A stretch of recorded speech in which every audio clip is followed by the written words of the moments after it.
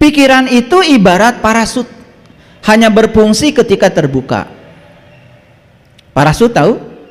Kalau orang terjun payung, parasutnya nggak terbuka, nyungsep. Tapi kalau dia terjun payung, parasutnya terbuka, dia bisa kendalikan mau hinggap di mana. Itulah pikiran. Kalau pikiranmu sudah terbuka, maka kau bisa mengendalikan pikiran. Tapi kalau pikiran masih tertutup, maka kau tidak akan bisa mengendalikan pikiran. Itulah pikiran sumber penderitaan. Oleh karena itu, yuk ngaji dengan saya, buka dulu pikirannya. Jangan semua yang saya sampaikan ini timbul konflik di dalam diri, terutama karena dalam diri kita sudah banyak pengetahuan. Ya? Oke. Yang kedua, ketika pikiran diam, seluruh alam semesta pasti menyerah. Jadi kalau kita ingin diberkahi semesta, maka istirahatkan pikiran. Karena pikiran ini kalau nggak loncat ke masa lalu, pasti loncat ke masa depan. Dan pikiran itu tidak suka saat ini. Padahal hidup itu di sini, saat ini, sekarang. Ya. Saya pastikan ya, kalau saya tanya, di dompetmu ada uang? Adalah, walaupun 10.000, 50.000, 100.000 ada, saya yakin. Saya bisa lihat kok dompetmu. Tapi begitu kalian dibawa ke masa depan oleh pikiran, pasti akan berpikir nanti, besok, lusa seperti apa. Kita jadi cemas dan takut tentang masa depan, padahal yang sedang dipikirkan itu adalah ilusi saja, bukan kenyataan. Kenyataannya beras hari ini punya, kenyataannya duit juga ada, kenyataannya anak sehat, sekolah biasa. Tapi mikirin, oh nanti biaya sekolah gimana? Nanti urusan nanti, karena nanti itu ditentukan oleh hari ini. Makanya hadir di sini saat ini sekarang, itulah yang disebut dengan mindfulness. Itu namanya kesadaran. Pikiran kita tuh tidak suka dua, tidak suka satu, yaitu hadir di sini. Sukanya itu membawa kita ke masa lalu. Kalau kita dibawa ke masa lalu, pasti kalian sedih. Kalau dibawa ke masa depan, pasti takut dan cemas. Makanya Quran itu sangat hebat. Quran itu mengatakan la takhaf wa la tahzan. Jangan takut dan jangan sedih. Takut itu tentang masa depan, sedih itu pasti tentang masa lalu. Makanya di sini saya menyediakan klinik holistik. Yang sudah kadung pikiran-pikiran buruk masuk alam bawah sadar, sudah masuk di memori jangka panjang, itu harus dikeluarkan dengan teknik hipnoterapi. Itu yang disebut dengan menyembuhkan penyakit dari akarnya. Itu yang namanya penyembuhan secara holistik. Kita selama ini sakit kepala langsung minum obat sakit kepala, sakit pinggang minum obat penghilang rasa sakit pinggang. Kalian itu cuma menghilangkan rasa sakit sesaat, akarnya nggak pernah disentuh. Padahal akarnya alam bawah sadarmu yang harus dibereskan. Di situ sumber penyakitnya sebetulnya. Makanya riset modern mengatakan 50% simptom penyakit fisik itu karena jiwanya kotor. 25% sakit fisik kontribusi dari mentalnya brengsek. Jadi kalau dua itu diurus, bereskan jiwanya, bereskan mentalnya, sudah jelas fisiknya 75% sehat. 15% berasal dari hubungan sosial yang terganggu. Karena apa? Orang yang masih konflik dengan dirinya sendiri pasti akan konflik lewat mulutnya dengan orang lain. Yang gampang berantem, tersinggungan, gampang marah, udah jelas itu. Dia masih punya konflik dengan dirinya sendiri. Cuman konflik itu disalurkan lewat mulutnya. Jadi konfliknya melebar dengan orang lain. Di mana masalahnya? Masalahnya jiwanya kotor dan pikirannya, mentalnya amburadul. Hubungan sosial jadi terganggu. Ketika hubungan sosial terganggu, 15% tubuh fisiknya akan sakit. Coba bayangkan, jiwa kotor, mentalnya amburadul, hubungan sosial terganggu, sudah total 90%. Pasti tubuh fisiknya sakit. Jadi saya ingin kasih tahu, kalau belajar spiritual itu cirinya apa? Sehat lahir batin. Jadi kalau kalian udah belajar spiritual bertahun-tahun tapi kepala pusing, habis duduk bangkit kunang-kunang, udah deh nggak beres itu, ya jelas. Yang nggak beres itu jiwanya sama mentalnya, kan itu kontribusi 75%. Gitu cara ngukurnya. Makanya gaul membaca artikel-artikel modern yang sudah terindeks. Sekarang itu kalau baca artikel, baca jurnal, lihat dia terindeks enggak? Ada terindeks Scopus, ada terindeks Hamilton. Jadi ada badan dunia yang memberikan sertifikasi. Ini artikel layak untuk dikaji atau tidak? Hasil riset atau bohong gitu. Jangan membaca hoax. Tapi artikel yang terindeks bayar. Kalian kan pengennya gratis. Asal ada tulisan orang belum dibaca, belum diamati langsung di-share. Itulah kita ya, kadang-kadang lucu ya, kadang-kadang lucu ya. Ngerti sampai sini? Oke, bisa dilanjutkan? Oke. Jadi ingin sehat lahir batin, ya tentu saja sehatkan jiwa, sehatkan mental. Nah, gimana cara menyehatkan jiwa? Di sini banyak yang nggak tahu. Dikiranya kalau ngaji kayak gini itu langsung santapan jiwa. Enggak. Kalau jiwamu ingin sehat, jiwamu kasih makanan yang sehat. Kalau jiwa itu nur, makanan jiwa adalah nur ala nur. Disitulah harus tahu mana mulut jiwanya, gimana cara makannya. Disitulah pentingnya kita bertemu dengan guru yang bisa mengajarkan kita untuk bisa ngasih santapan jiwa. Maaf ya. Kan sekarang ini asal pengajian disebut pengajian ruhani, betul? Iya, walaupun isinya menghujat orang yang berbeda. Walaupun isinya terus aja mengkafir-kafirkan orang yang berbeda dengan dia, atau menyesat-nyesatkan orang yang tidak sama dengan dia. Kan itu dianggap benar. Ciri orang yang sudah bijaksana, dia bisa menerima perbedaan. Dan orang yang sudah bijaksana tidak pernah menyalahkan orang lain. Bahkan orang lain melakukan kejahatan pun dia tahu, oh kesadaran dia baru sampai di situ, biarin aja. Nanti juga dari kejahatannya dia akan terima akibat. Akibat yang akan mengajarkan dia untuk bangkit naik kesadaran tanpa kita. Jadi kalian jangan usil, jangan komentar.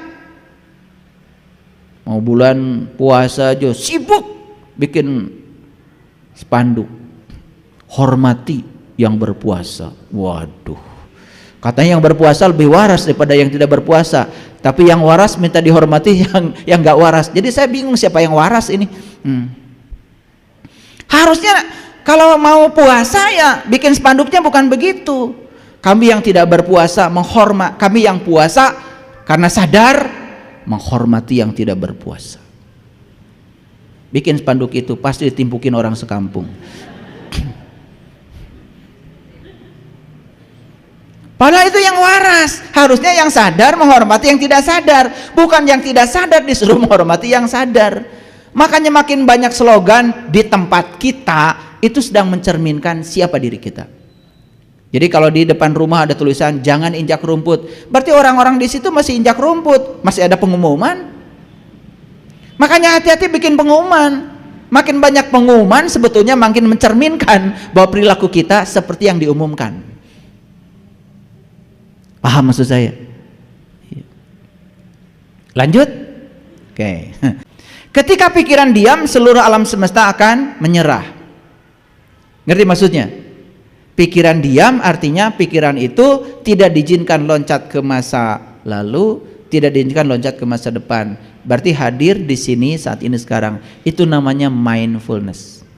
Itu pentingnya kita belajar olah nafas. Lucu ya, ketika orang belajar olah nafas malah dianggap aneh. Ajaran dari mana? Padahal nafas itu adalah sang hidup pada diri kita. Tanpa nafas kita tidak ada apa-apanya. Yuk saya mau kasih tahu sama kalian semua. Orang bikin HP ini, bikin laptop saya di depan saya ini, bernapas nggak? Bernapas. Itu hanya menggunakan napas biasa, masuk keluar, nggak diolah, bisa bikin laptop. Orang bikin pesawat pakai napas nggak? pakai napas. Hanya menggunakan napas biasa, yang biasa aja keluar masuk seperti biasa, itu orang bisa menciptakan peradaban yang sedemikian luar biasa. Bayangkan kalau nafas diolah. Bayangkan seperti apa semesta ini. Peradaban yang kita capai itu luar biasa.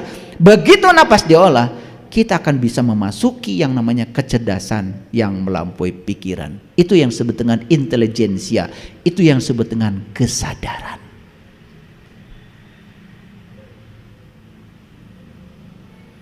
Makanya Rama pernah kehilangan Sinta, karena Sinta dicuri oleh Rahwana.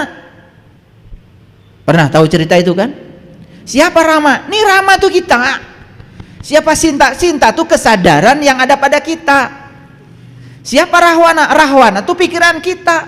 Karena kesadaran dicuri oleh pikiran kita, makanya Rahwana disebut Dasamuka. Dasamuka itu 10 wajah. Makanya orang yang selalu dikendalikan pikirannya selalu 10 wajah, pura-pura baik, pura-pura bahagia, pura-pura soleh, pura-pura suci, padahal enggak. Nih kalau lagi gini di masjid nih, semua kan kelihatan seperti sabar, pakai peci kelihatan seperti soleh, pakai baju takwa kelihatan seperti takwa. Betul? Jadi sebetulnya ketika kalian sedang duduk begini dengerin saya, kalian itu sedang menjadi diri kalian yang lain, bukan aslinya. Aslinya kalian itu di rumah, di jalan, waktu kalian nyolot ketika mobilnya kesenggol, ketika kalian pijit klakson kenceng-kenceng ketika angkot sedang menurunkan penumpang, itulah kamu. Di sini nggak pijit klakson. Paham? Nih supaya ngerti. Maaf ya, dibuka sedikit. Karena kita ini selama ini Dasamuka jadi Rahwana. Karena Rahwana itu penguasa negeri Alengka. Alengka itu pikiran, itu bahasa Sanskerta.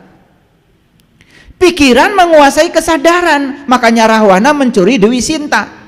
Nah tugas kita sekarang, yuk kita ambil lagi Dewi Sinta yang diambil Rahwana itu, supaya bersama Rama lagi. Mau? Gimana caranya? Caranya cuma 2, bikin jembatan, namanya jembatan Shirotol Mustaqim. Jadi harus dapat nikmat. Nikmat terbesar manusia adalah ketika tahu jati dirinya siapa.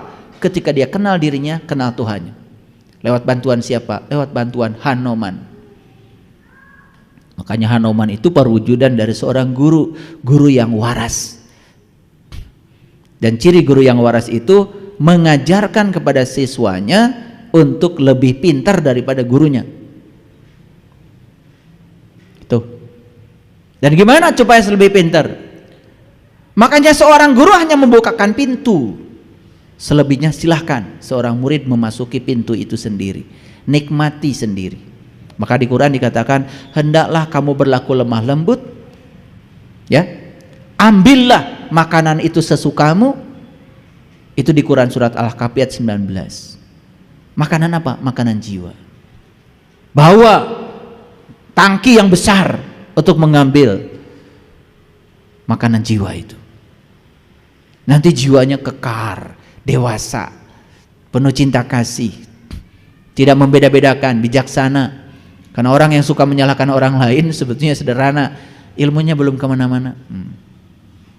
Iya, lihat Bandung dari beca di Pasar Baru semrawut. Coba lihat Bandung dari pesawat. Oh, ternyata di belakang rumah-rumah yang di Pasar Baru itu masih banyak tanah kosong sebetulnya. Betul nggak? Melihat dari ketinggian selalu lebih luas, tapi melihat dari tempat yang sempit selalu sempit. Makanya orang yang suka menyalahkan orang lain itu karena dia masih melihat di tempat sempit. Pengetahuannya sempit, belajar enggak, nyalahin orang. Karena kita sudah terbiasa dari dulu diajarkan menyalahkan orang. Tapi menyalahkan diri sendiri tidak ada pelajarannya. Akibatnya kita menjadi orang yang tidak tahu diri. Untuk bahagia saja kita perlu mengkondisikan orang lain seperti yang kita mau. Aduh, Mohon maaf ya, tolol banget. Ya ingin bahagia, bahagia saja. Orang lain melakukan apa ya jangan kamu pedulikan. Karena kamu tidak punya kuasa untuk mengendalikan siapapun. Kamu hanya punya kuasa mengendalikan dirimu sendiri. Repot banget sih. Mau nyalakan lampu yang penting tahu saklarnya taruh di mana. Kan gitu. Begitu tahu saklarnya cek langsung lampu nyala. Bahagia itu mau sekarang aja. Makanya orang bijak mengatakan kalau kamu ingin bahagia, berbahagialah sekarang. Nggak usah nunggu apa-apa. Wah, saya nanti akan bahagia kalau rumah saya sudah selesai. Belum tentu umurmu sampai rumahmu selesai. Saya akan bahagia kalau perusahaan saya maju. Belum tentu umurmu sampai perusahaan maju. Kalau mau bahagia sekarang aja. Mau mati dalam keadaan menderita karena perusahaannya belum maju begitu? Bodoh banget. Mau bahagia sekarang aja. Gampang kok. Ngaji dengan saya gampang. Mau bahagia sekarang aja. Ya, nggak usah nunggu nanti. Anda mengendalikan pikiran sendiri atau pikiran yang mengendalikan Anda? Nah, lihat saya semua. Kebanyakan manusia itu bukan mengendalikan pikiran, tapi ya dikendalikan oleh pikiran. Ini penting ini sumber kesehatan. Kalau kita sudah bisa mengendalikan pikiran, aduh, sehat lahir batin. Ini ilmu yang sangat luar biasa ini. Saking luar biasanya gratis. Jadi cinta itu harus kita ambil lagi. Syaratnya bikin jembatan Shiratal Mustaqim, harus minta bantuan Hanoman supaya cinta diambil lagi dan kemudian menyatu kembali dengan Rama. Nah, ketika sudah menyatu dengan Rama, maka sang kesadaran akan menjadi majikan dan kemudian pikiran akan menjadi pelayan yang terbaik, baru hidupnya penuh dengan kedamaian. Kita selama ini mencari kedamaian keluar dari diri kita, bukan memperbaiki ke dalam. Ya, mohon maaf. Karena kita belajar sama orang yang tidak sadar, ya bukan tambah sadar, ya tambah nggak sadar, betul nggak? Baca ini 100 kali, baca ini 100 kali, terus aja, ya habis waktu, ya kan? Ingin kaya, baca surat Al-Kahfi tiap pagi 7 kali, ya bukan kaya, sengsara. Orang udah kerja dia masih baca surat aja terus, betul nggak? Belangsak. Dan percaya lagi sama yang gitu-gitu ya. Dia jadi sendiri yang nyuruhnya miskin, nggak punya duit. Motor aja nyicil diambil leasing. Udah gitu ngajarin begitu. Kalian tuh kadang-kadang suka aneh ya. Pengen kaya, cari dukun. Dukunnya aja tinggal di saung, pinggir hutan, tanah aja nggak punya, saung juga punya siapa? Ngajarin kaya. Ya Allah. Coba waras sedikit ya. Makanya saya sama kadang-kadang suka bergurau saya sama murid-murid saya. Kamu itu bikin malu aja. Kenapa ayah? Ke rumah saya jangan pakai mobil jelek itu. Maaf ayah, padahal saya cuma bergurau aja. Besoknya dia bawa mobil bagus. Gimana nih mobil? Nyicil ayah. Bagus. Mobil siapa ini? Mobil saya. Bukan, mobil Allah. Kamu dikasih hak guna pakai. Insya Allah nanti yang nyicil Allah, karena Allah yang punya. Saya bilang, oh gitu ayah. Ya. Udah masih tahu lagi sama saya. Alhamdulillah tiap bulan tepat waktu cicilannya. Gitu. Karena pikiran, betul nggak? Iya. Kayaknya saya suka bergurau ya. Ketemu saya, kamu aduh itu sepeda motor udah kayak gitu masih dipakai, sepatu butut, janganlah. Saya bergurau aja supaya katanya Tuhannya maha kaya lah, kamu kayak gitu. Tuhan kamu yang mana? Ya, makan minum kopi aja kamu susah. Ini antara pikiran, kata-kata dan perbuatan harus selaras, ya kan? Iya, kan kita sering dengar tuh ya orang-orang yang menghujat ya, kadang-kadang di rumah suci menghujat orang lain yang ngurusi dunia. Wah itu terlalu duniawi, sampai nggak ingat akhirat. Tapi giliran dia bangun masjid kan minta sama dia. Gimana sih kamu ini? Betul nggak? Iya. Yang sekarang ngaji bagus, yang sekarang nggak ngaji kena orang tuanya sakit bagus. Kalian bisa datang di sini bagus. Yang sekarang sedang kerja karena nggak punya makanan, bagus. Kalian juga ada di sini karena kalian punya beras cukup kan di rumah. Kalau nggak punya beras, kalian juga belum tentu ada di sini. Semuanya bagus. Yang jelek itu pikiranmu. Jadi mulai sekarang stop berkomentar pada orang lain. Jangan usil, jangan komentar, maafkan, biarkan. Itu ilmunya. Itu wiridan dari saya itu. Ya, saya nggak ngasih doa-doa yang macam-macam. Jangan usil, jangan komentar, maafkan, biarkan. Itu aja. Suami pulang terlambat, jangan usil, jangan komentar.